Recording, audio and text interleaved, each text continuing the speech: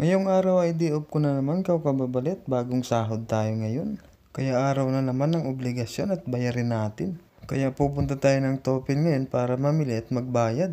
Huminto na nga ako dito sa may 7-Eleven para mag-withdraw at para pagdating natin doon sa may Topin hindi na tayo maabala at mag-withdraw sa kung saan convenience store.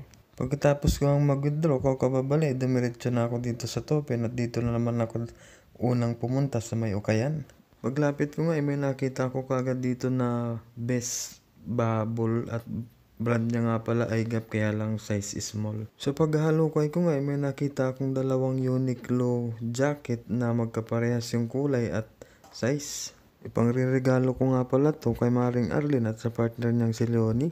Aalis na kasi ng Taiwan sila Maring Arlene at lilipat sa mas cold weather na lugar. At hinanapan ko nga din pala si Bebe Love ng jacket na ipangririgalo ko sa kanya. Itong jacket nga pala na to yung pinili ko kasi alam kong babagay ito kay Bebe Love. Pagkatapos ko ang makapili, binayaran ko na rin kaagad para lumipat naman ako dito sa kabilang Ukayan. Paglipat ko nga dito sa kabilang Ukayan, kababalain, nangalkal lang ako at meron nga ako ditong nakitang coat na halagang 20-80 lang kaya lang size small yan. May nakita nga din pala ako ditong Under Armour na bag kababalik kaya lang medyo may kalumaan na siya at medyo pricey yung price niya. At dahil nga wala akong nakita dun sa kabilang Ukayan, kababalik, naisipan ko na lang bumili ng prutas na makakain at mababaon sa trabaho. Ang siyam na piraso nga pala ay 180 lang.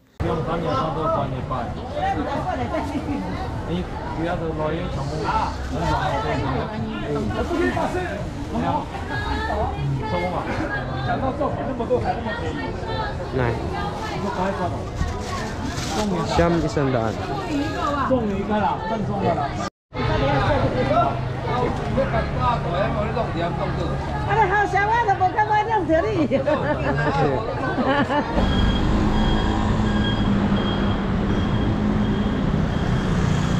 Pagtapos ko ang mamili ng prutas ay pumunta na ako dito sa may phone para magbayad ng internet at Netflix. Tumas nga pala yung bayad ng Netflix ngayon kaya madadagdagan yung bayarin natin.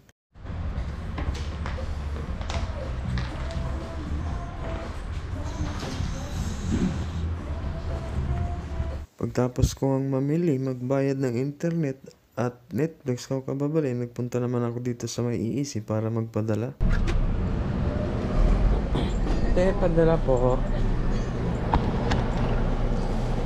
Habang tumatagal nga dumarami at gumaganda yung mga parapol prices ng EEC. Ang mga makakasali nga pala sa kanila yung mga magpapadala at nagpapadala ng remittance sa Pilipinas. At isa nga pala ako sa buwan-buwan na umaasa na mananalo sa mga parapol nila. Kaya lang sa loob ng 7 taong ko ng pagpapadala at pag-i-stay dito sa Taiwan ay hindi pa ako nananalo kahit minsan. Pagtapos ko magpadala, dumiretso naman ako dito sa may Elo Store para bumili ng mga lagayan ng mga pinabili natin.